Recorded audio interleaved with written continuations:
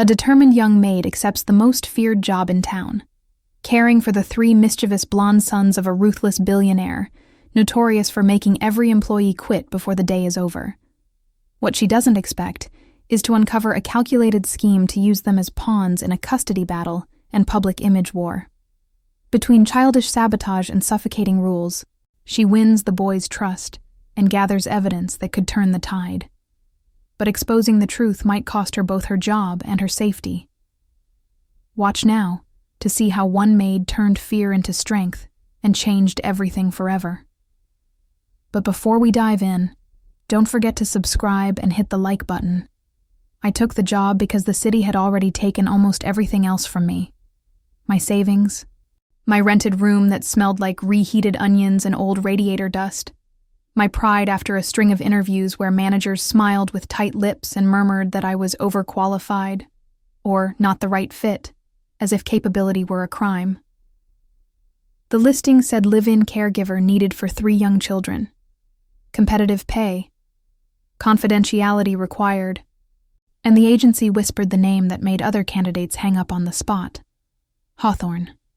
Everyone in our line knew the legend of the billionaire with the impossible triplets. The revolving door of professionals who fled before sundown. The security guards who escorted them out while tiny hands banged on windows and laughter echoed like a dare. I listened to the agency rep describe the hazard bonus, the 6-figure salary, the non-disclosure that weighed more than a textbook, and what I heard underneath was a chance to stop counting coins for bus fare, to send a proper transfer to my sister so she could buy our mother her blood pressure pills on time, to breathe without calculating. I told them yes before my fear could vote. The car they sent was the muted kind of expensive, the kind that doesn't announce itself because it assumes you already know. Leather that didn't creak. A driver whose eyes never touched the rear view. We slid through a part of the city that I used to map with my feet from the outside. Fences like museum frames. Trees older than any neighbor I ever had. Until the road curved up a bluff, and the house revealed itself. Pale stone and wide windows reflecting sky like a second ocean. I didn't reach for my phone. Some places punish you for proving you're impressed. At the door, a woman in slate gray opened before the bell finished its note. "You are Ms. Vale," she said, accurate but not curious. "Walk with me." No handshake, no welcome. The marble entry looked exactly like money imagines cleanliness should look, but I caught the human scuffs. A faint crayon comet on a baseboard, the ghost of a sticker peeled from a banister, a constellation of shoe prints that stayed just outside the runner as if someone were testing whether the rules would hold. My guide's heels whispered across the floor like a metronome. "Mr. Hawthorne appreciates punctuality," she said. "He also appreciates discretion. You will sign another agreement today. The prior one was preliminary." I nodded, thinking of bills. "The children?" I asked, and the question came out softer than I meant it to. She paused at the edge of a high-ceilinged room and looked at me as if measuring my posture with a ruler only she could see. "Triplets," she said, a factual word made heavy by rumor. 5 years old, intelligent, physical. You will meet them after you meet their father. I had rehearsed my calm smile in a bathroom mirror with flickering fluorescent lights, smoothing my hair back, reminding myself that experience sits in your shoulders more than in your resume. Nannies had warned me. Don't show nerves, don't show awe, don't show anything he can use. I didn't know what that meant yet, but I let the advice settle in my bones like a brace. When Mr. Hawthorne entered his own living room, he did not emerge. He arrived, as if the air arranged itself to make space for him. Tall, precise suit, the detached kind of handsome that watches you watching it. He did not do small talk. He didn't ask for my references because he had already read them. He didn't ask for my story, because in this zip code, other people's stories are merely context. "You've worked with sets of siblings," he said. Not a question. "Twins twice," I answered, hearing how even that sounded like a prelude. He nodded once, a movement that could have been approval or the end of a song. "My sons require structure," he said. The way he said sons made them sound like shareholders. And stamina. They have discouraged less determined candidates. I kept my eyes steady. Children test boundaries when they don't trust the ground, I said. The sentence I always use when parents want magic wands. It's my job to make the ground real. He looked at me as if the words had to pass a metal detector. You will find the ground here quite real, he replied. What fails is the walker.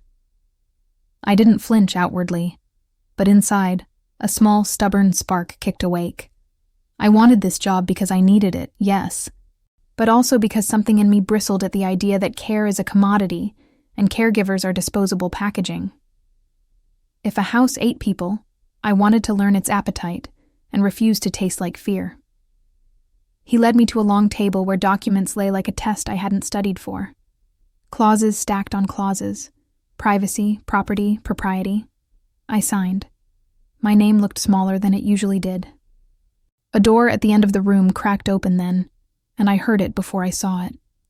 The quick patter of running feet, the chorus of a giggle that tried to swallow a secret. 3 heads appeared like a trick of mirrors. Blonde-brown shades, half-buttoned shirts, eyes the gray-green of a storm choosing its mood. They didn't enter. They occupied the doorway with the audacity of natives watching an explorer plant a flag. Hello, I said. Not too bright, not too slow. One boy stared at my shoes as if calculating whether they could climb me. Another held a toy astronaut by the ankle the way a pilot might hold a parachute.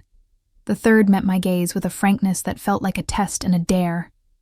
I'm Mara, I said. I like puzzles, and pancakes, and stories where the smallest person wins. The middle one snorted. We don't like maids, he announced, and behind me I felt the father's silence harden like ice. I kept my smile small. That's fortunate, I said, keeping my voice even. I'm not a maid. I'm the person who keeps adventures from turning into emergencies. The boy with the astronaut tilted his head. What's your favorite dinosaur?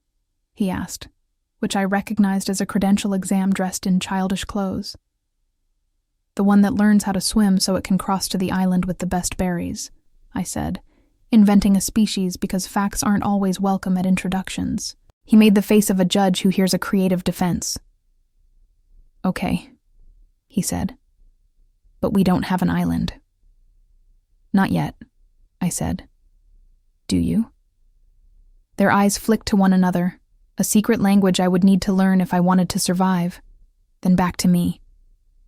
Behind their gazes I saw more than mischief, something like weariness braided with appetite, a hunger for someone to outlast them.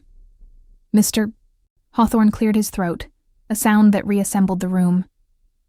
Ms. Vale will begin today, he said, and I heard the unspoken coda, if she lasts. The boys vanished the way children do when doorways give them permission, a flurry of socked feet and the soft thud of a collision that did not produce tears. I turned back to the man who paid people to stay and watched them leave. May I see their room? I asked. He gestured for the woman in gray, who had been waiting like a parenthesis to take me, and then he dismissed himself without a farewell, as if we were co-workers in a company that made and sold quiet. In the hallway, I allowed myself one breath I would not have taken in front of him. My reflection in a framed photograph caught my eye. Me, small, carrying a blue canvas bag with my life folded into it, passing beneath portraits of men who looked like they knew exactly where their shadows fell. I told my heartbeat it could slow down later. Right now, I was here. The story, mine and theirs, would begin whether I felt ready or not. People warned me no maid survived a day with the Billionaire's triplets. I adjusted the strap of my bag and thought, I am not here to survive. I am here to stay. The woman in gray introduced herself as Ms. Keene and handed me a packet as thick as a novella, the House Operations Manual, printed on cream paper that smelled faintly like chicory and control. We walked while I skimmed, my eyes racing past headings that seemed less like instructions and more like invisible fences.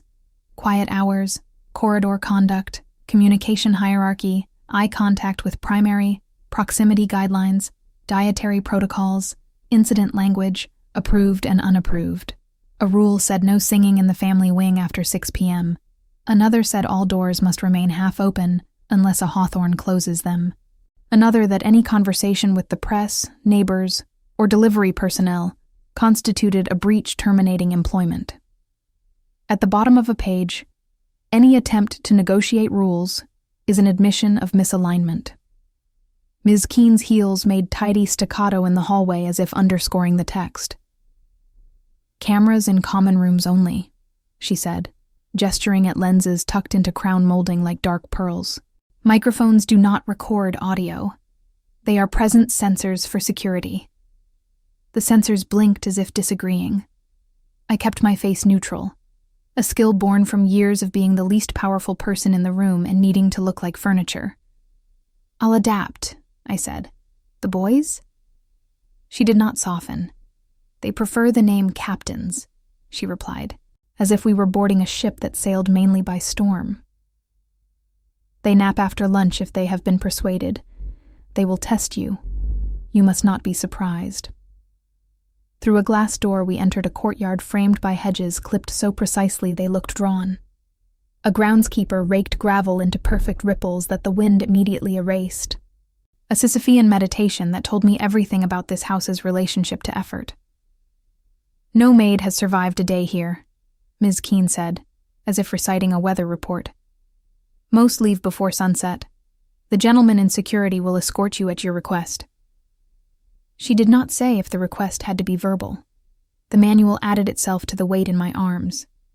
Inside, the kitchen stretched longer than the deli where my mother used to bargain for bruised peaches. Stainless counters reflected a ceiling of recessed lights like a clean constellation. Staff moved with choreography. A chef whispering to a sous. A dishwasher aligning plates until their rims formed a single uninterrupted circle. A barista I hadn't expected in a private home, pressing latte art into cups no child would ever see.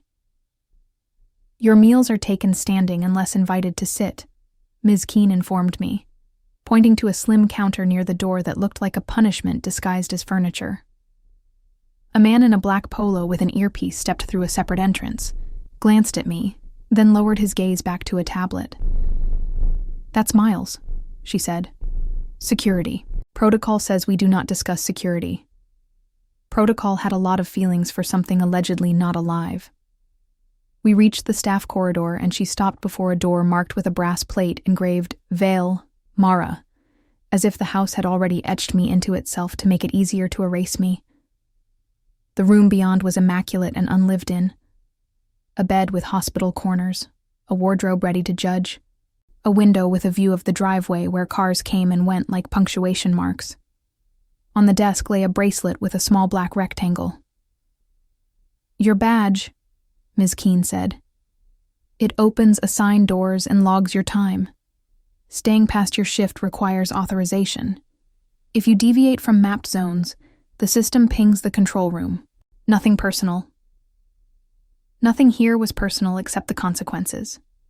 I clipped the bracelet on, and it contracted to fit me, a polite cuff. "You'll spend the afternoon shadowing," she said. "Observe. Do not intervene unless there's blood or fire.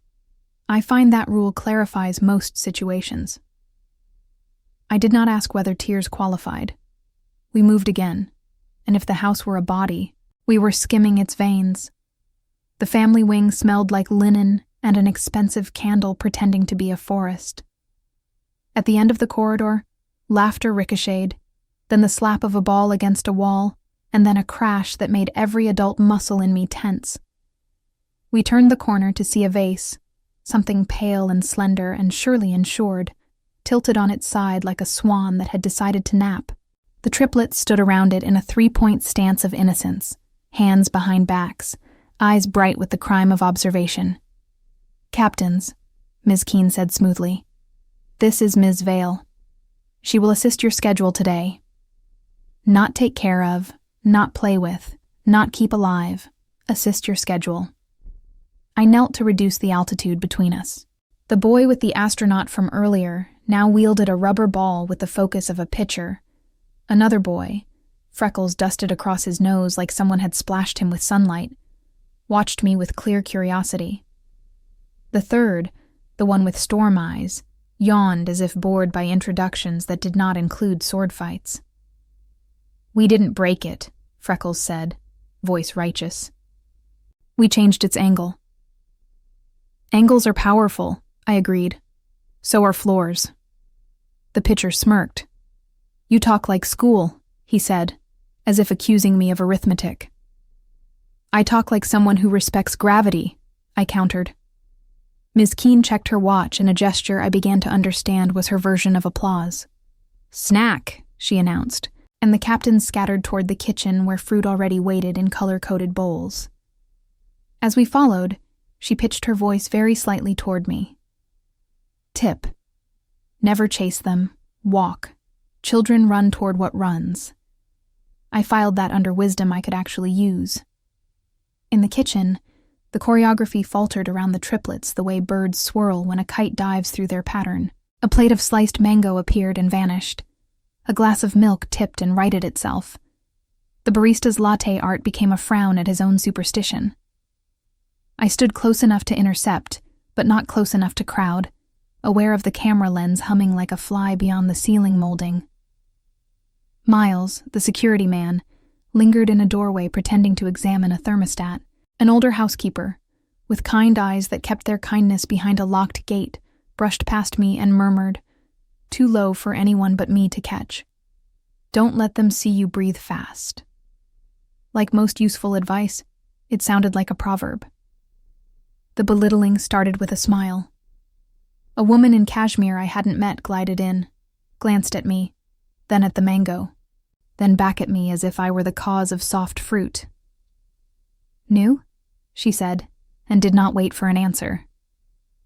"Please keep the boys on organic only. Last week's temporary hire served conventional and we had hives for days. Poor judgment." She looked at my shoes, not expensive, and made a small mouth, a punctuation mark of disapproval. "Thank you, dear." Dear landed like a pat on the head.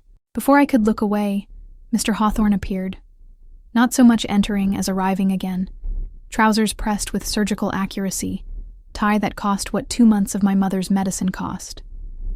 He surveyed the scene, the mango, the boys' faces glossed with juice and defiance, and then he turned his gaze to me, clinical as a chart. "Ms. Vale." The room stilled in a way that told me everyone understood his voice was the conductor. "You will find the daily schedule uploaded to your band. Please adhere precisely. Deviations are noted. The boys perform best with predictability." He did not add that children who monitor the adults grow their own schedules like armor. "Yes, sir," I said, and the sir tasted like pennies. The reprimand, when it came, wore silk. "Your tone," he said lightly, "suggests informality we do not cultivate here." My face stayed calm because it had to. "Understood," I replied, ironing my voice. The triplets observed the exchange with the fascination of scientists. When we moved to the playroom, it turned out to be less a room than a museum designated safe for touching. Low shelves held puzzles still in plastic. A climbing wall was bolted to one side, its holds arranged by a designer who cared about aesthetics more than small hands. A chalkboard displayed neatly printed goals in a tutor's handwriting. Share. Use gentle words. Follow first directions. I watched the boys ignore the words and co-create a complex game involving stuffed animals and the climbing wall and the ball, a narrative whose rules changed in a way that kept them in charge. My job, per Ms. Keene's whispered directive, was to observe and not get in the way of the house's expectations. But expectation is a terrible caregiver. A timer chimed from my wrist. 15 minutes to craft time, and the boys booed in 3-part harmony. I didn't argue. "You've got 5 more minutes of your game," I said, channeling the voice I saved for storms. "Tell me when you'd like your countdown." The storm-eyed boy blinked, surprised that I gave them a choice inside a boundary. 2 minutes, he said skeptically. 2 it is. The cameras blinked. Ms. Keene pretended not to watch, but definitely watched. When the 2 minutes were up, I announced time and then walked toward the craft table without checking whether anyone followed, remembering the proverb about running. Their feet pattered after, shuffling grievance. I set out paper and markers and glue sticks, and the pitcher asked, "Are we making anything real?" "Only things that can survive gravity," I said, and even Ms. Keene's mouth twitched. The afternoon wore me like a new pair of shoes, stiff, blistering, determined to mold me on its terms. Every action was measured literally by the band. Bathroom breaks pinged. Crossing the courtyard pinged. Standing too long by a window pinged. A gardener asked if I liked roses, and then shut his mouth mid-sentence as Miles looked up. Twice, staff members started to tell me something, and then blinked, recalibrated, and talked about weather instead, as if words had to pass their own metal detectors here. At 4, another timer. At 5, yet another. At 5:30, I found myself standing at the edge of the boys' room while a bedtime routine unspooled with the precision of a military operation and none of the warmth. The manual prescribed stories in measured increments, lights at exact lux levels, white noise calibrated to a decibel that optimizes melatonin. The triplets went compliant verbal, saying all the right things while their eyes stayed awake and stubborn. I kept my mouth shut and filed away observations the way a field medic memorizes where the exits are. When the door finally shut halfway, the policy, Ms. Keene exhaled as if she had been holding the house together with her breath alone. "You lasted longer than most," she said. Not warmly, not unkindly. "It gets harder after sunset." Through the half door I heard the small restless sounds children make when sleep is a negotiation. Somewhere above us, a camera light winked, counting and counting. My band buzzed with a notification. Good night procedure completed. On schedule. I touched the screen and it vibrated back, a machine's version of approval. I squared my shoulders against the instinct to shiver. If the house wanted to swallow me, it would have to unclench its jaw. I had learned the first language of this place. Timers, rules, glances that carry more weight than words. And I was still standing as the light outside slanted toward evening. The legend said nobody survived a day. I checked the time, listened to the boys whisper, and told the part of me that feared precision like a whip that I did not intend to be a line in someone else's cautionary tale. The sensors could blink, the band could buzz, the rules could press, but I would not be the employee escorted to the gate by dusk. Not me. Not today. The morning began with a sound that was not an alarm but might as well have been. A rolling thud followed by a metallic clang. The sort of noise that makes you bolt upright before your brain knows the shape of danger. I slipped out of the narrow staff bed and followed the sound through a hall that smelled faintly of toast and tension, past a camera, whose tiny red light glowed like a warning. The triplets were in the playroom, each claiming a different corner of chaos. One boy was bouncing a soccer ball off the climbing wall with enough force to rattle the frames. Another was dismantling the Lego city block by block, and the third sat cross-legged on the floor, carefully pouring glitter into the ventilation grate as if conducting an art experiment.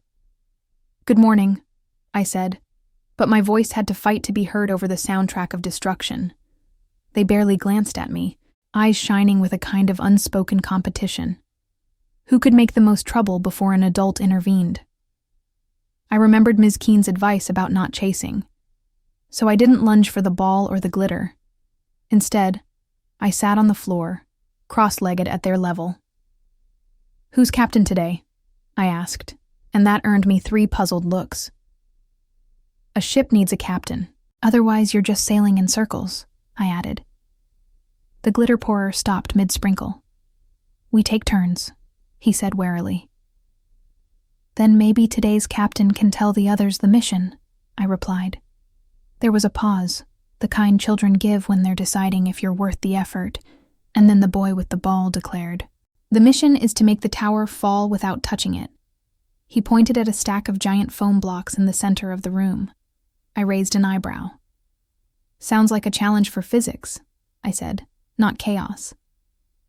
They exchanged glances, sensing the trap in my words, but curiosity tilted the balance.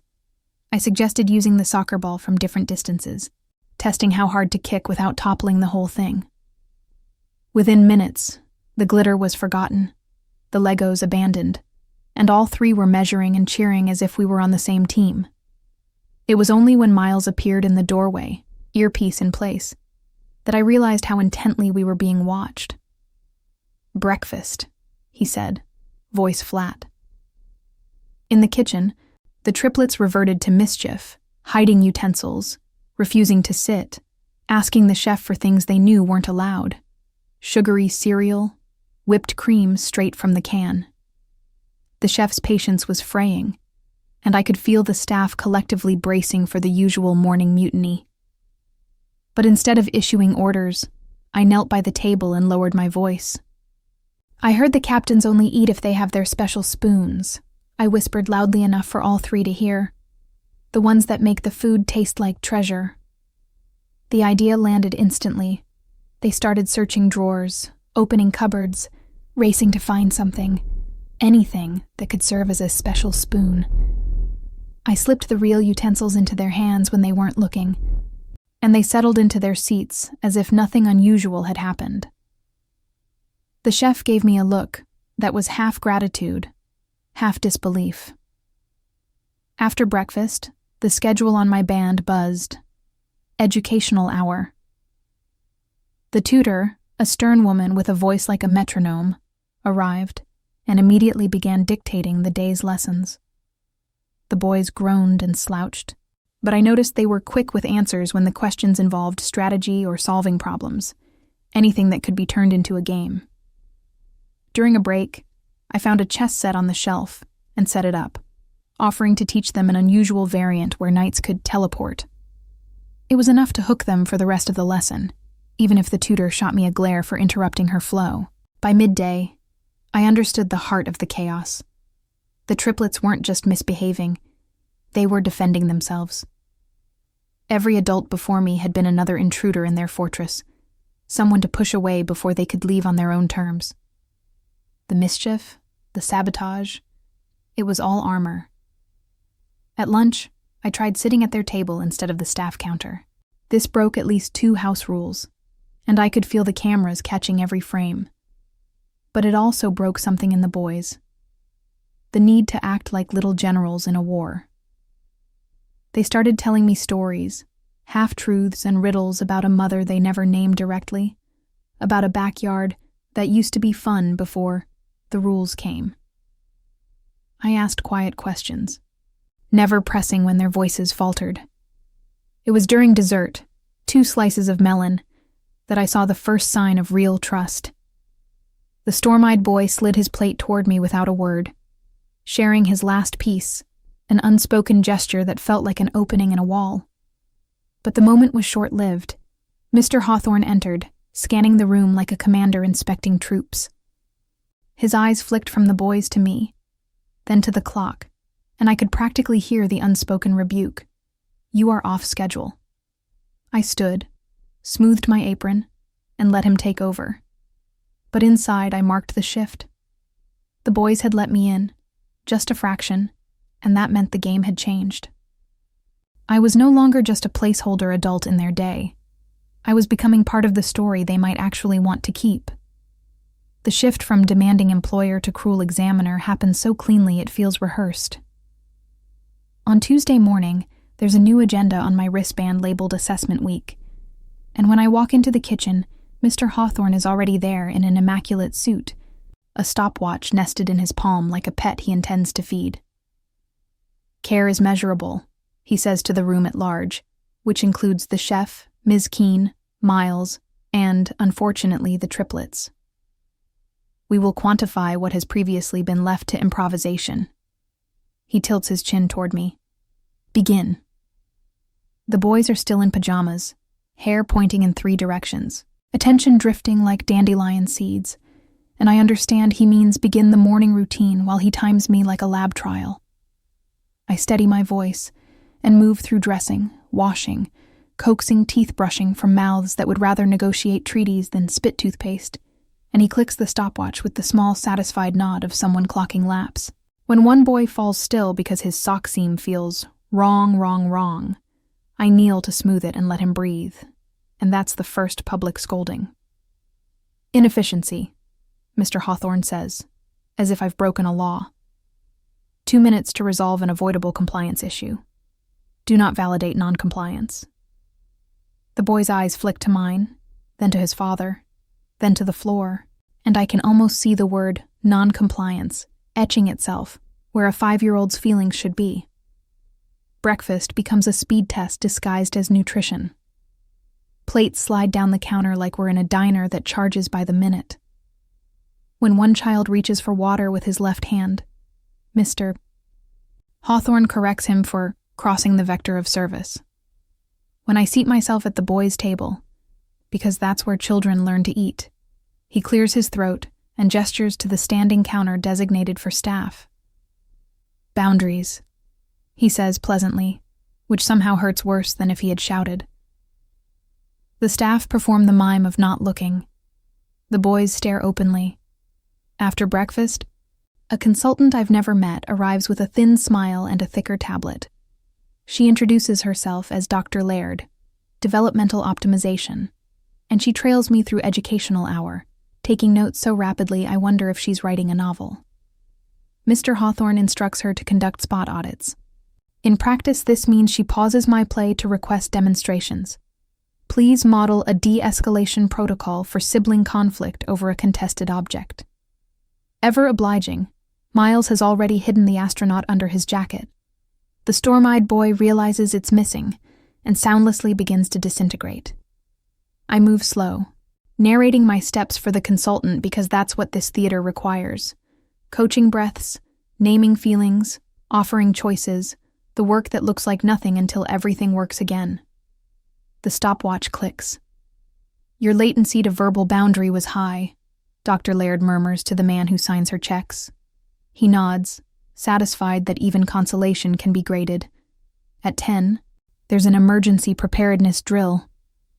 The intercom hisses, lights flicker, and a pre-recorded chime announces, fire scenario. The boys flinch. I gather them with practiced calm, turn it into a game of quiet footsteps and secret missions to the courtyard, and we arrive in 97 seconds. 97, it turns out, is the wrong number. Industry standard is 90, Mr. Hawthorne observes, showing me a chart like punishment. The choke point was decision-making at the threshold. I open my mouth and then close it, because I cannot tell a father in a $10,000 watch that I chose to let one child touch the doorknob first, because last time he didn't get to, and today his world needs to feel a fraction fairer. After lunch, he gathers the staff in the long room with the museum piano and conducts what he calls a stand-up, though nobody sits or stands easily. He gestures to the wall where a new screen glows with columns and colors. This is the Care Efficiency Index, he announces. We will log interventions, outcomes, and deviations. Transparency encourages excellence. My name is already on the board. Under it, toothbrushing, 241, over, sock, 158, over, fire drill, 97 seconds, over. He does not need to raise his voice. The humiliation is baked into the font. The chef stares at the floor. Ms. Keene schools her features into placid agreement. Miles, inscrutable, shifts his weight and says nothing.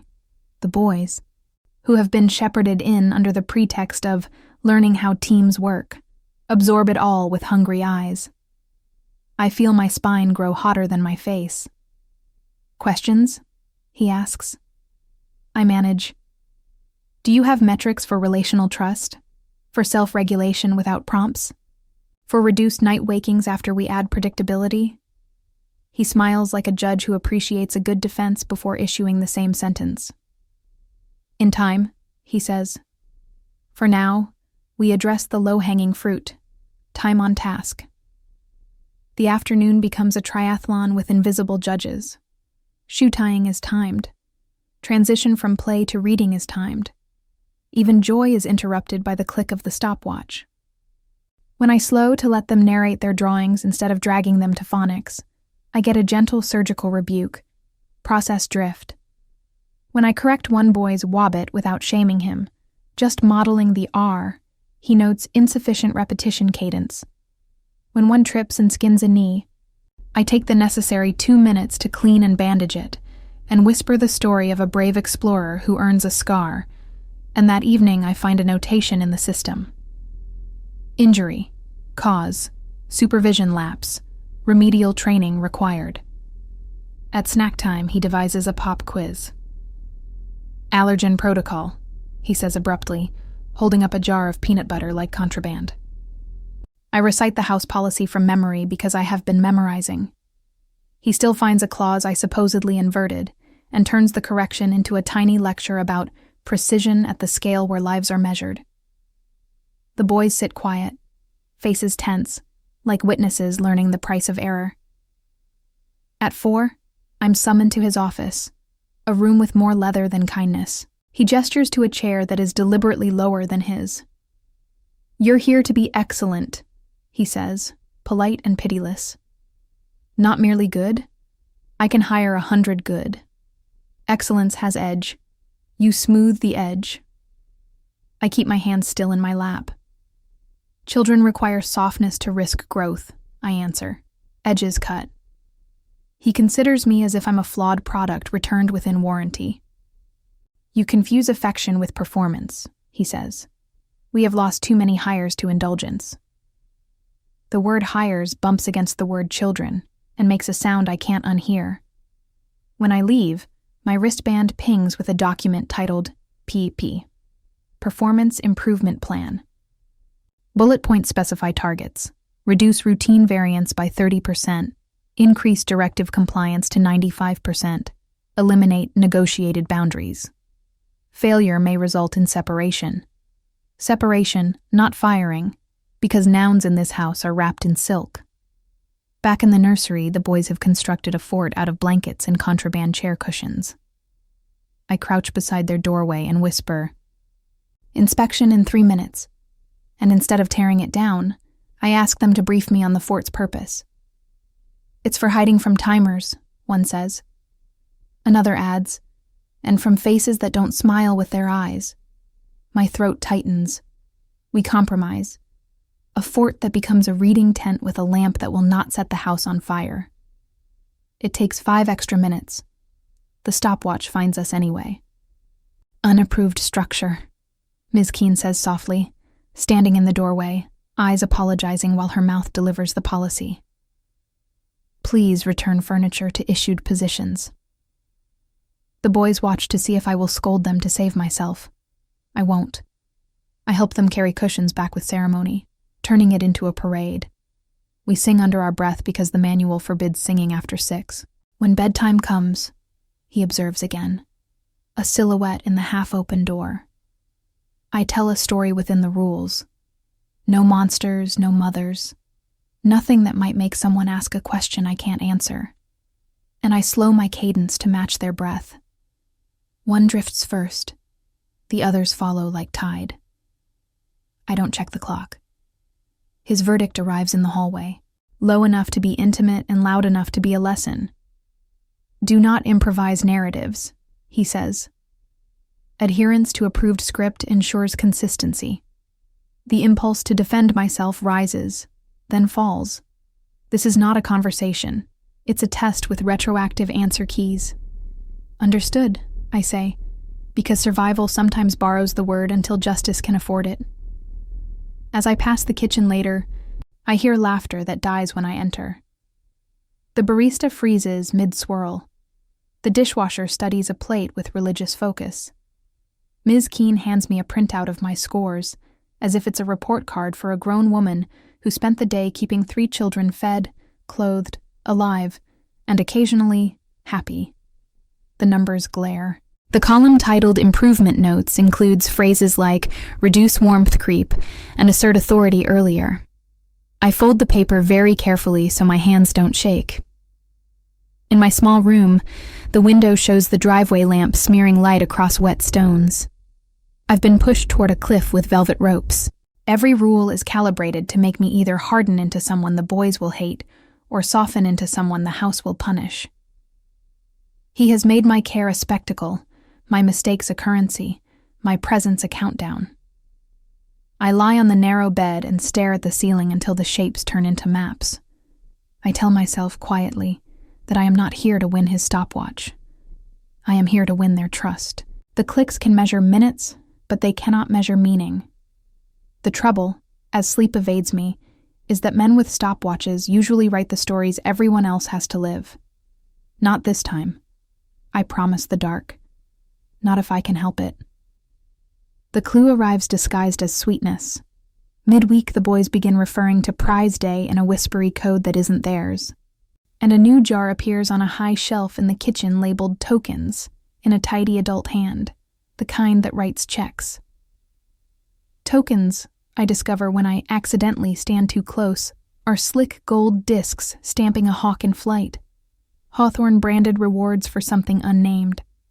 That afternoon, Ms. Keene dispatches me to return a stack of laundered shirts to the music room, timed, of course, and the corridor outside Mr. Hawthorne's office smells like cedar and intent. I am not Snoopy by nature. I am survival by practice. As I pass the office, voices rise and fall behind the half-open door. His, cool as cutlery. Dr. Laird's, papery with compliance. A third voice, lawyerly. The custody evaluator wants pattern, the lawyer says. Not anecdotes. We need chronology. Mr. Hawthorne, pattern is what I provide. Employees cannot maintain stability. I intervene.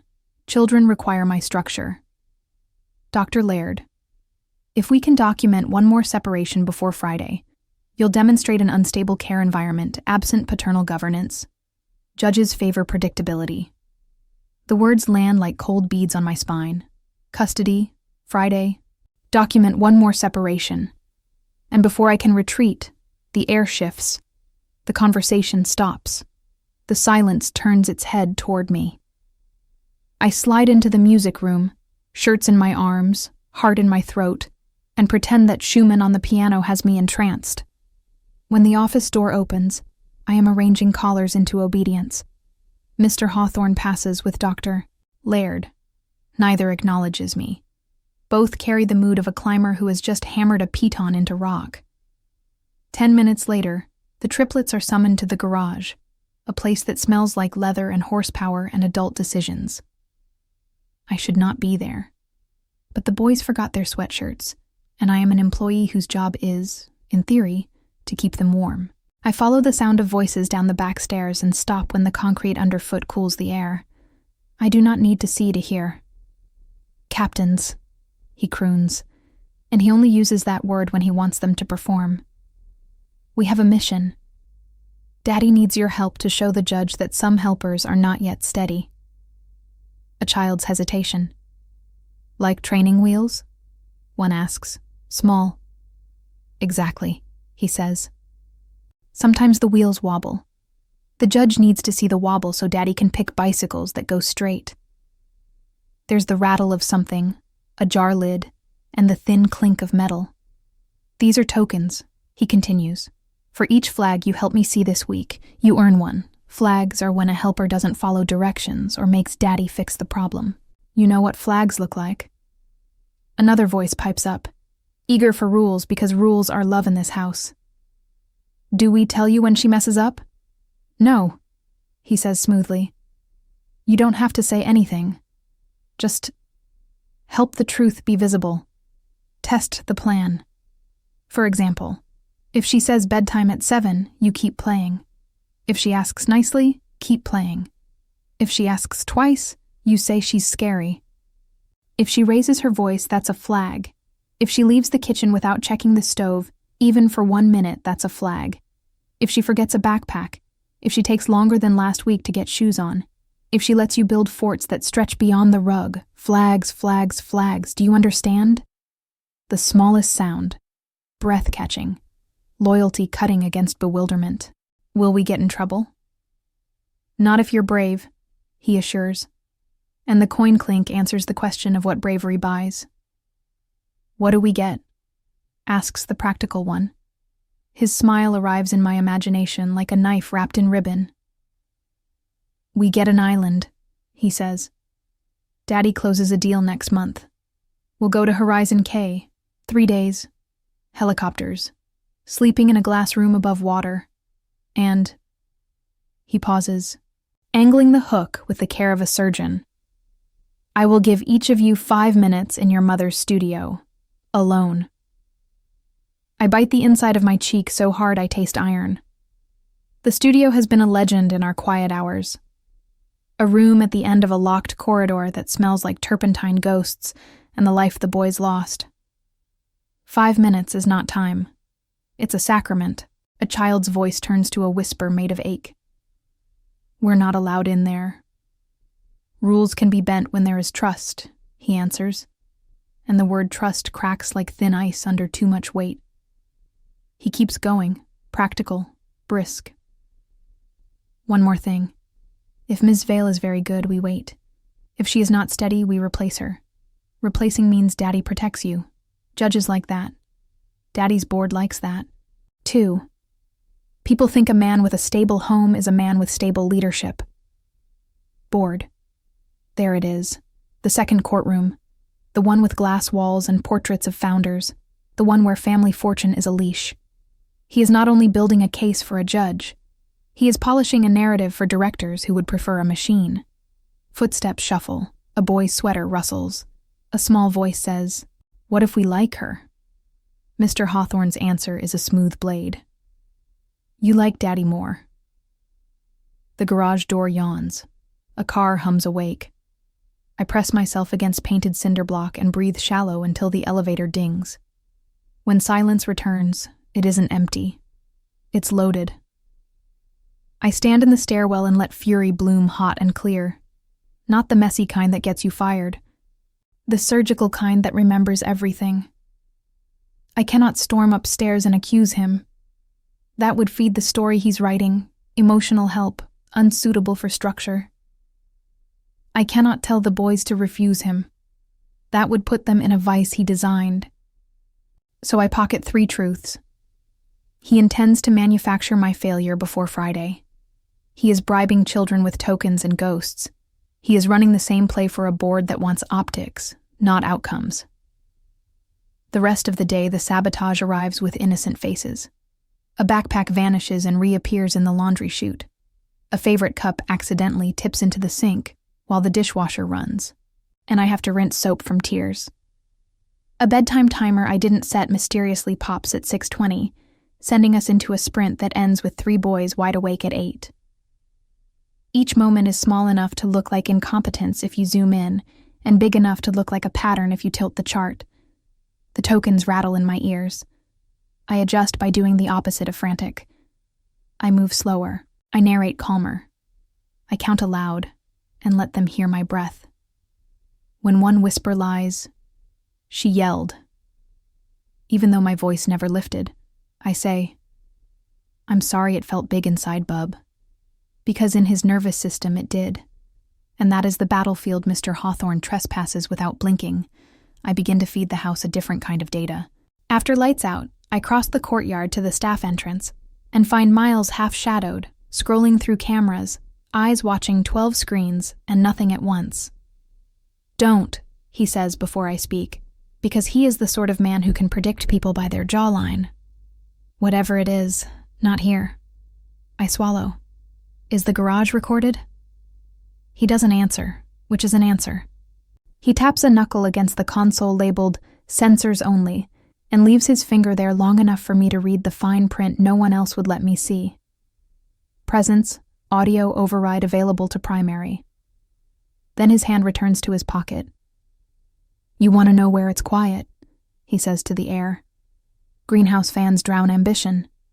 He is risking precisely nothing while telling me everything. I meet his eyes and nod the kind of nod that carries a pact without ink. Back in my room, I fish out the folded PIP and copy the targets into a notebook I don't wear on my wrist. Under them I write 3 new metrics: proof, protection, patience.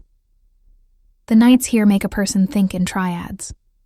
In the morning, the boys arrive with guilty brightness, like conspirators who hope you will still applaud the play. I kneel, so we're breath close. Captains, I say, and the word tastes different in my mouth than in his. Today we try something new. Every time you feel like tricking me, tell me instead.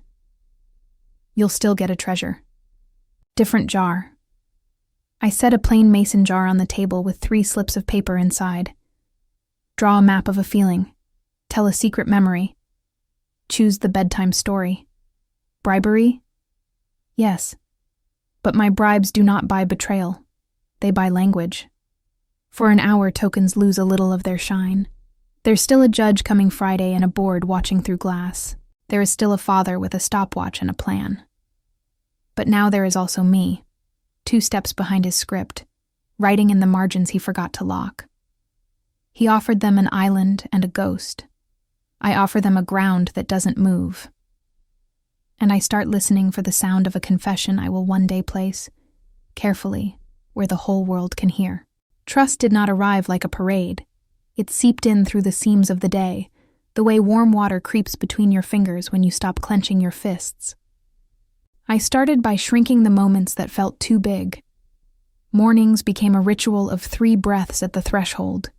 Captain's breaths, I called them. Hands on stomachs so they could feel the rise and fall that proved their bodies were boats that did not tip when weather changed. The sock seam became an inspection ceremony with a magnifying glass from the science kit. We lined fabric up like train tracks, and I let the owner call clear before the sock went on. Toothpaste, timed and tyrannized yesterday, turned into a dragon that only spit foam when it heard a secret password. I whispered new ones daily so their focus followed me instead of the stopwatch. I talked less in commands and more in choices inside fences. Do you want your yellow cup now or after you pour the water? Should we walk to the table like astronauts or mountain goats? Their bodies obeyed because play felt like respect. After educational hour, I introduced captain's logs, a spiral notebook for each boy, where we drew maps of where their courage had traveled that day. Where were you brave?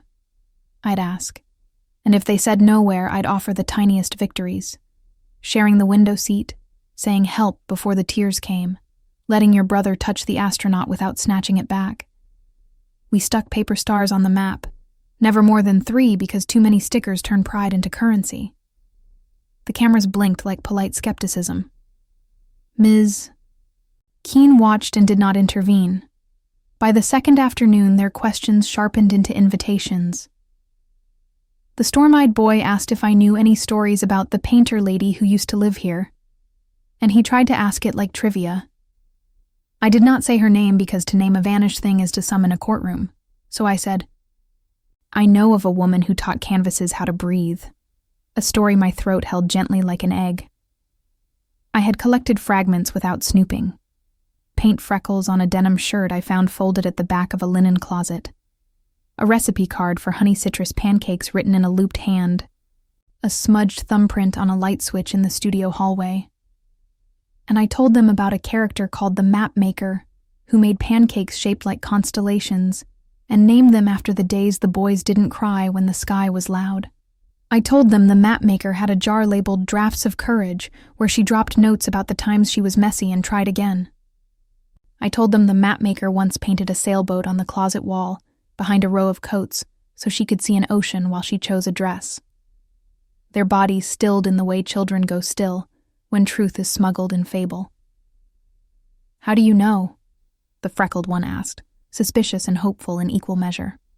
Maps leave traces, I said. You know this. You've been making them since you learned to crawl. He glanced at his brothers, and I saw a consensus happen, one of those triplet telegraphs I had started to recognize. Then he dragged a chair to the pantry and pointed to the top shelf. We weren't supposed to show, he said, chin up like a soldier risking a reprimand. But you told our story without stealing it. On the top shelf, behind dry pasta, sat the token jar. Up close, the discs were heavier than they looked, their edges bit into your palm like a warning. I did not flinch as I held the jar at eye level and asked, conversational as weather, how do these work? The smallest boy, the glitter pourer, made a sound that was too old for 5. He explained in the solemn sing-song of someone repeating instructions. Flags meant I was wobbly. Wobble meant not safe. Not safe meant Daddy had to fix. Fixing meant new helpers until one stayed straight. Tokens counted courage. Tokens could buy a trip to an island with glass bedrooms and 5 minutes in the studio where the mapmaker's breath might still be hiding. He said it like reciting an incantation that both promises and curses. I set the jar on the counter, as if it were a delicate insect that would panic if jarred. "Thank you for telling me," I said, and my voice didn't break, though my ribs wanted to. "Do your stomachs feel funny when you think about flags?" 3 small hands landed on 3 small bellies in perfect unison. 3 nods. "Mine too," I said, "because flags make the ground feel like a boat in a storm. How about we make our own jar? Not for catching mistakes, for catching truths." I pulled down a plain mason jar and wrote truth in marker so big the cameras would not miss it. "When you feel like tricking me because you're scared of the storm, you can put a truth in here instead. It can be a picture or a word or nothing at all. I'll know it's there. And we will count truths on Fridays by reading nothing, just listening." It sounded silly and sacred at once. The storm-eyed boy tested first. He drew a circle and colored it blue and said, "This is the room with the piano where he makes charts about you." And he folded it tiny and slid it into the jar as if hiding a live ember. The pitcher followed reluctantly, printing a smudge of his thumb and whispering, "I hid your keycard under the rug yesterday and watched you not get mad." A confession that landed like rain on a parched plant. The freckled one put in nothing at all, hands empty and trembling, and said, "I wanted the island more than I wanted you." And I told him I was proud of his brave words, because wanting 2 things is not a crime, and the wanting itself is a map that can show you home. Routine did the rest. We established a blue hour after lunch where the rule was only soft things: whisper building with foam blocks, drawing with the chisel side of crayons, reading picture books forwards, and then backwards to catch different meanings. I hummed melodies I couldn't sing after 6 and called them room music, and I kept them low, and even so little bodies could borrow my breath when their own gears ground. I learned their tells, the way the pitcher's left foot twitched when transition anxiety was coming, the way the freckled one's voice went brittle when he needed control, the way storm eyes withdrew to a window when grief announced itself without knocking. I practiced name it to tame it with comic solemnity. "Oh, hello, Big Mad. I see you." And Big Mad shrank, not because the words were magic, but because someone finally saw it arrive. We played the camera blink game, where we listed 3 things we did kindly every time a lens winked. Nobody else knew we were reclaiming surveillance as a gratitude practice, but the boys began to look at the ceiling with mischief that didn't require breaking anything. They began to bring me pieces of their mother's world the house had hidden in plain sight. A paint chip stuck to the underside of a windowsill, a dried flower pressed in a heavy book, a Polaroid of 3 puppies named after spices, and crossed out with new names that matched sons. From the housekeeper with the kind eyes, I learned the mapmaker's humming sounded like bees on hot mint, and that she kept peppermint oil in her pocket for headaches. From the boys, I learned she told bedtime stories in second person. "You climb the mountain," so courage wore their faces. I borrowed that voice at nap time, and the boys obeyed sleep like it was their own idea. On Thursday, the storm-eyed boy lingered, as his brothers ran ahead and tugged me toward the understairs closet. We squeezed inside. Dust motes turned like galaxies in a flashlight cone. He pulled from his pocket a single token and pressed it into my palm. "It's heavy," he whispered, like the weight changed the credit. "I don't want it anymore. If I give it back, do I still get the studio?" I closed his fingers over mine, and then opened both our hands so the token lay naked on skin. "I can't promise the studio," I said, "because promises are a currency you must not counterfeit with children. But I can promise I will not trade you for approval. I will pick you over charts, over timers, over anyone's story that says you are a problem to be solved. He looked at me so hard I felt the question crawl up my spine. Are you steady? It is the question all children ask, in all houses, in all the languages Care has learned to speak. Yes, I said, and I said it like an oath, not like a performance note. That night, just before the no singing rule, we sat in the playroom and did weather inside. One said it was partly cloudy with a chance of brave. One said thunderstorms that would pass by dinner. One said fog that made it hard to see the way, but not hard to hold hands. When lights went low and stories were done, the freckled boy reached out in the half-dark and found my wrist. He told us to make you wobble, he said, voice paper thin. But you don't. You breathe. I held my breath just long enough to keep from crying where cameras might translate tears into weakness. Then I let it out slow so 3 small rib cages could match me. Later, alone in my narrow room, I emptied my pockets.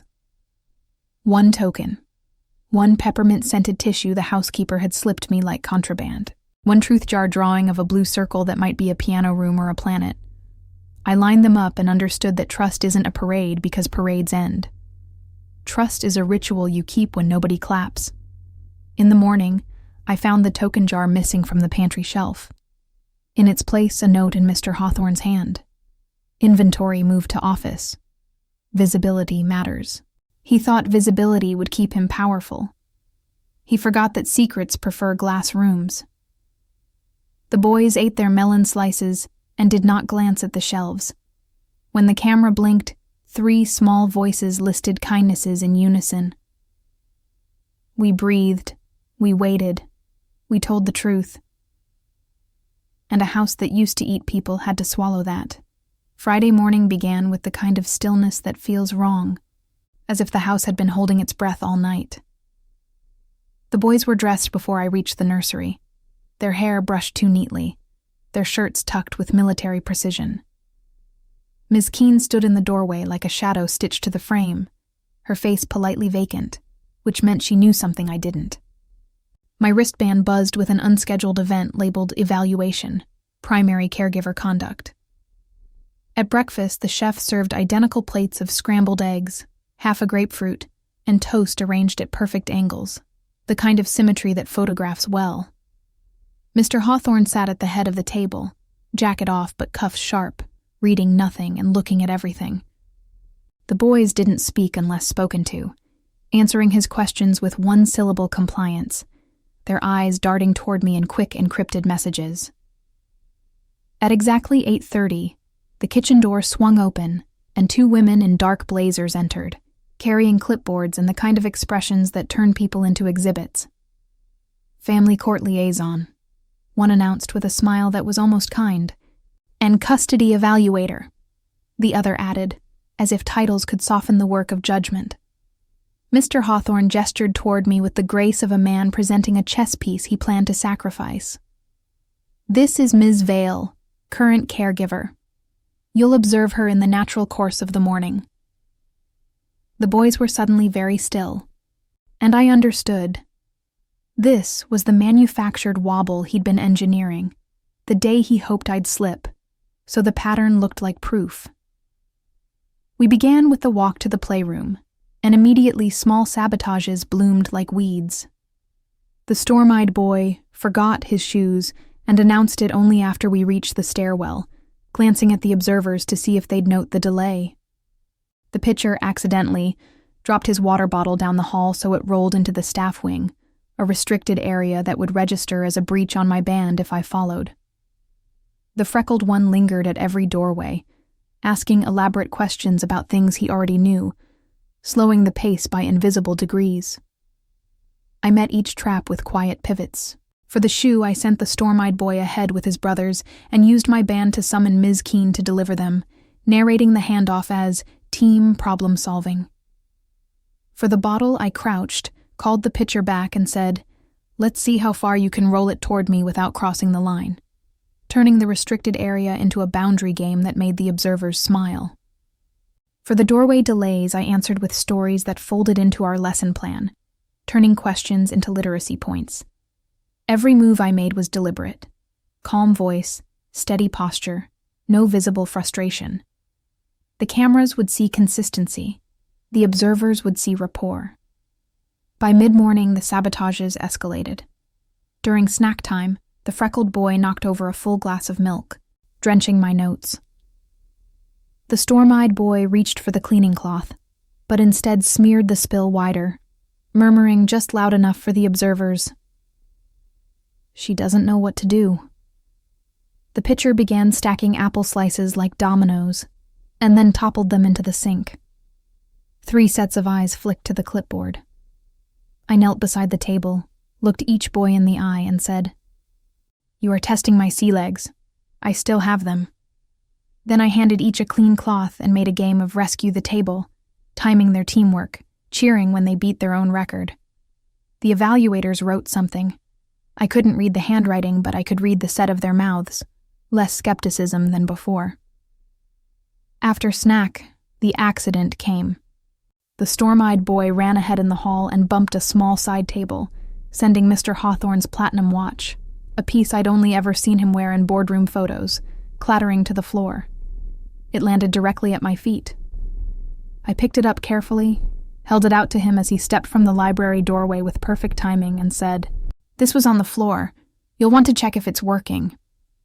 His eyes flicked to the evaluators, then to the boys, then back to me, calculating whether to spring the trap. "And why?" he asked pleasantly. "Do you think it was on the floor?" "Loose table," I said without hesitation, "and fast feet. I'll add felt pads so it doesn't slide." I smiled in a way that let him know I'd seen the snare, and stepped over it. One evaluator hid a cough in her hand. The other asked the boys if they'd like to show her their truth jar, a term I hadn't shared outside our circle. The freckled boy froze, then glanced at me. I nodded once, permission without pressure, and he led them to the mason jar on the craft shelf. He opened the lid, tipped it toward them so they could see the folded papers inside, and said, "These are ours. We don't read them out loud. We just know they're there." The storm-eyed boy added, "They're heavier than tokens." The evaluator tilted her head, curious. "And what do you do with the tokens?" The boys exchanged a long, wordless glance, then the pitcher said, "We don't need them anymore." That was the closest they would come to confession, but it was enough to make the observers scribble. Mr. Hawthorne's smile tightened like a belt on the last notch. We ended the morning in the playroom, building a marble run that required cooperation. The boys bickered in whispers at first, then louder, trying to lure me into referee mode, but I narrated the engineering process instead, praising the way they solved angles and weight distribution. When the final marble reached the end without falling, all 3 cheered without realizing they'd been collaborating for 20 minutes straight. One evaluator put down her pen entirely. As the visitors left, Mr. Hawthorne shook their hands with the assurance of a man who believed he'd still framed the picture. But I saw the way one of them lingered in the doorway, glancing back at the boys, at the jar, at me. The door closed, and for a moment the house was silent, except for the faint ticking of the platinum watch on his wrist. Then the storm-eyed boy whispered so only I could hear, "You didn't wobble." And I knew that whatever his report said, the story had shifted. The weekend arrived with the brittle calm of a battlefield after the first charge, the kind where both sides retreat just far enough to reload. Mr. Hawthorne's public face was smooth, but I could feel the recalibration behind his eyes. The custody evaluators hadn't left with the neat pattern of incompetence he'd scripted, and now he needed a different ending. I, on the other hand, needed a way to outflank him without drawing fire. The opportunity came wrapped in something so mundane, it nearly slid past me. A note on my band summoning me to the staff kitchen for a special consultation with the family's wellness coordinator. She was a brisk woman in yoga blacks, with a voice like honey that had been refrigerated, and she explained that the boys had been overstimulated by the week's events and required a reset of their circadian rhythms. "Mr. Hawthorne has approved an overnight intervention," she said, sliding a folder toward me. Inside was a sleep optimization plan with columns for light exposure, meal timing, sensory wind-down activities, and, most importantly, a line item for external specialist support from an entity I had never heard of.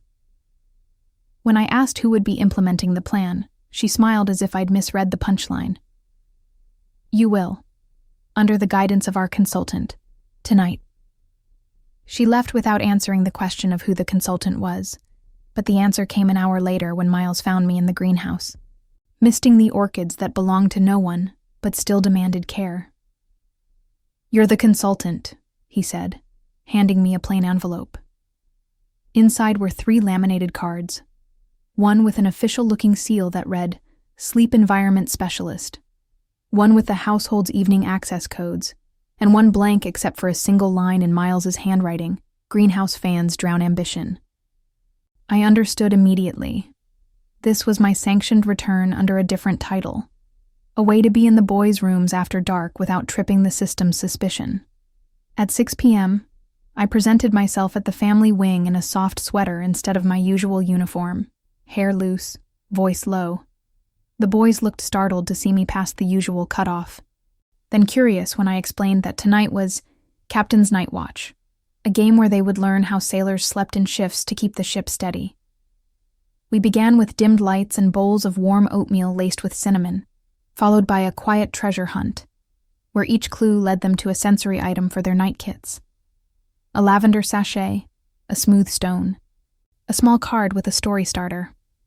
I moved slowly, speaking only when needed, letting the cameras see a sequence of deliberate, soothing interventions. At bath time, instead of the usual splash and shout chaos, I dimmed the overhead lights and put a small lamp in the corner, telling them the bathroom had turned into moonlight tide pools. They played without throwing water, watching their hands make ripples in the soft glow. By the time we reached the bedroom, their voices were hushed without being told. I laid out their kits, explained that each captain would have one turn at night watch while the others slept, and that their job was to keep the ship safe by listening for calm rather than danger. The storm-eyed boy went first, sitting cross-legged at the foot of the bed with his stone in hand, eyes scanning the dark like a sentinel. The others drifted off in minutes. I sat in the corner chair, making notes on a clipboard so the cameras would read it as professional documentation, but in truth, I was mapping the subtle geography of their breathing, the twitch that meant a dream was starting, the tiny sigh that meant their bodies trusted the night. When it was his turn to sleep, I thanked the storm-eyed boy in a whisper and let the freckled one take watch. He lasted only 5 minutes before curling under the blanket without prompting.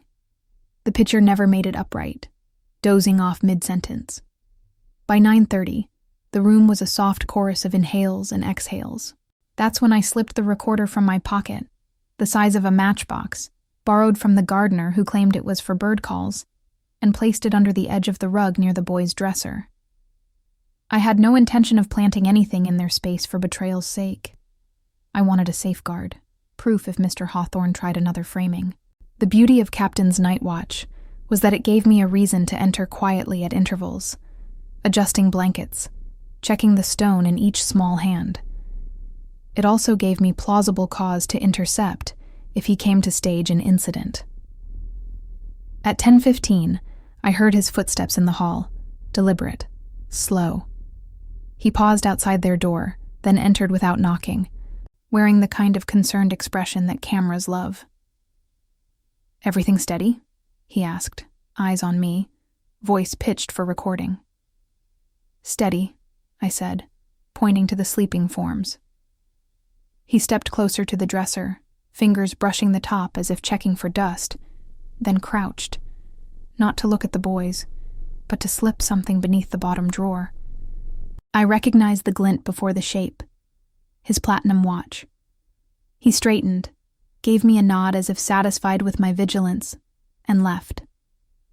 My pulse was loud, but my face stayed calm for the lens. As soon as his footsteps faded, I crossed the room, slid open the drawer, and retrieved the watch with the same care I'd give a live wire. I wrapped it in a cloth from the night kit and tucked it into my cardigan pocket. The recorder had caught the scrape of metal against wood, the pause, the exit. I sat back in the chair and waited, letting the fans in the greenhouse across the courtyard spin their white noise through my mind. In the morning, when Ms. Keene arrived for the shift change, I handed her the watch in front of the boys and the cameras. "Found this under a drawer," I said evenly. "Might have fallen during dusting." The boys looked from me to her to the watch, and I saw comprehension dawn in 3 pairs of eyes at once. She took it without comment, but her fingers trembled just enough to betray that she understood. That night, alone in my narrow bed, I played the recording once, twice, 3 times, memorizing every sound. I wasn't ready to use it yet. A single strike too soon would end the game. But now I had more than their trust. I had his hand in the act, wrapped in the kind of evidence that even a man with a stopwatch couldn't outrun. And I knew that when the tide turned, it would be in my favor. The gala was the perfect stage for an ending, and Mr. Hawthorne loved stages. It was held in the glass pavilion on the estate grounds, a structure that looked like it had been built for the express purpose of reflecting wealth back at itself. Chandeliers hung like frozen fireworks. The air carried the faint perfume of orchids and champagne, and every guest wore the kind of clothing that could pay off a mortgage. The boys were excused from attending. Too young, too unpredictable, too real. But I was told to remain on site, in case of urgent need, which was his way of keeping me near without inviting me into the spotlight. He did not know I planned to step into it on my own terms. For days, I had been preparing my pieces. The audio recording from the night he planted the watch, copies of the PIP and Care Efficiency Index that made my work look like a failing stock, and a selection of truths from the boy's jar, only those that revealed his manipulation without exposing their tender secrets. Miles had slipped me a flash drive with camera logs from the garage and playroom, time-stamped to match the night I overheard the bribe. The housekeeper with the kind eyes had, accidentally, left the studio door ajar one afternoon, long enough for me to photograph the room exactly as it had been left. Brushes stiff with dried paint, an unfinished canvas that held the ghost of a woman's hand. It was all small, precise, irrefutable. The guest list read like a merger prospectus. Board members, potential investors, a judge or two tucked among them under the guise of family friends. The man had engineered a night where influence and image would swirl into one intoxicating drink, and I intended to slip my own flavor into the mix. At 8:30, while the string quartet shifted from Mozart to something more contemporary, I approached the pavilion in my simplest black dress, the kind that let you disappear until you decided otherwise. I wasn't on the official staff roster for the evening, which meant I was invisible to security focused on champagne trays and VIP entrances. I slipped in through the service door with a tray of hors d'oeuvres borrowed from the catering team, weaving among guests until I reached the edge of the main floor, where Mr. Hawthorne stood in a perfect half-circle of admirers, his hand resting on the shoulder of a board member, like it was both greeting and claim. When the quartet finished, he stepped to the microphone, smiling with that curated warmth that looked spontaneous to those who didn't know better. He began his speech. Gratitude for the board, optimism for the company's future, a passing mention of his beautiful boys, and the challenges of raising them in a world that tests every father's resolve. It was the kind of phrasing that invited silent applause for his sacrifices. That was my cue. I moved to the AV table at the side of the room where a laptop fed into the pavilion's massive projection screen. The tech, distracted by a call on his headset, didn't see me slide in the flash drive. A few clicks, a drag and drop, and the screen flickered. The room's chatter dimmed as the audio began, his voice unmistakable, coaxing the boys in the garage to help the truth be visible and explaining how to manufacture flags. Gasps rippled through the room, sharp enough to cut the air. Before anyone could move, the video feed switched to the security footage. Him crouching by the dresser, sliding the watch beneath the drawer. I had muted the audio for this part, letting the image speak without commentary. His face stayed perfectly visible as he stood, nodded at me, and left the room, unaware of the camera's quiet witness. When the lights came back up, the silence was total. I stepped forward then, not to the microphone, but to the edge of the platform where the boy's jar sat in my hands. "Children tell the truth in ways adults forget to hear," I said, my voice carrying without strain. "This jar holds the truths your future CEO's children told when they were asked to choose between loyalty to their father and honesty about their world. They chose honesty. I didn't open the jar. Some things are for protection, not performance. But I set it down on the edge of the stage, directly in front of him. Leadership isn't about controlling a story," I continued. "It's about being steady enough that the truth doesn't have to be hidden in a jar." He tried to speak, but the board member whose shoulder he had claimed earlier was already stepping away, face tight. Another guest whispered to the judge, who nodded once and left without finishing his drink. Miles, stationed by the side door, gave me the faintest nod before guiding the AV tech out into the night. The housekeeper appeared just long enough to collect the jar and slip it into a cloth bag, ensuring it would not be misplaced before I could return it to the boys. I left before the speeches resumed, before damage control could be spun into some new narrative. Outside, the air was cool and salt-tinged from the ocean below the bluff. I walked back to the main house, past the glowing greenhouse fans, and up the staff stairs to the nursery. The boys were awake, huddled under one blanket, waiting. I knelt by the bed and told them, simply, "The ship is steady." The storm-eyed boy asked, "Did he wobble?" I smiled, a real one this time. More than a little. They grinned into the dark, and for the first time since I'd arrived, I felt the house exhale. In the distance, music resumed in the pavilion, but it was only an echo now, the sound of a story that no longer belonged to him. Morning broke without the usual weight in the air, as if the house itself had decided to loosen its grip. The boys woke slowly, blinking in the pale light, and for once they didn't rush to test the boundaries of the day. We ate pancakes, real ones, with honey citrus syrup from the mapmaker's recipe card I'd found weeks ago, and they told me their dreams without checking for cameras first. Outside, the driveway filled with unfamiliar cars, not the black sedans of Hawthorne Security, but silver government-issue SUVs and the polished sedans of board members arriving early. By mid-morning, news had already outpaced the estate's gates. The audio and footage from the gala had been shared, dissected, and replayed. In a world where perception drives power, the image of a man instructing his children to sabotage their caregiver was not something you could polish away. I kept the boys occupied in the garden, letting them climb the lower branches of the magnolia tree, while I pretended not to notice the way Miles moved between the house and the pavilion, his expression unreadable. At 11, Ms. Keene appeared at the edge of the lawn, her usual stiffness softened. "They're asking for you," she said, and I knew without asking who they were. Inside, the long table in the formal room was crowded. Board members at one end, a custody mediator at the other. Mr. Hawthorne standing rather than sitting, as if posture alone could reclaim control.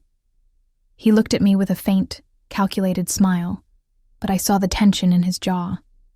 The mediator addressed me first, asking for a clear account of my role in the household and the events leading up to the gala.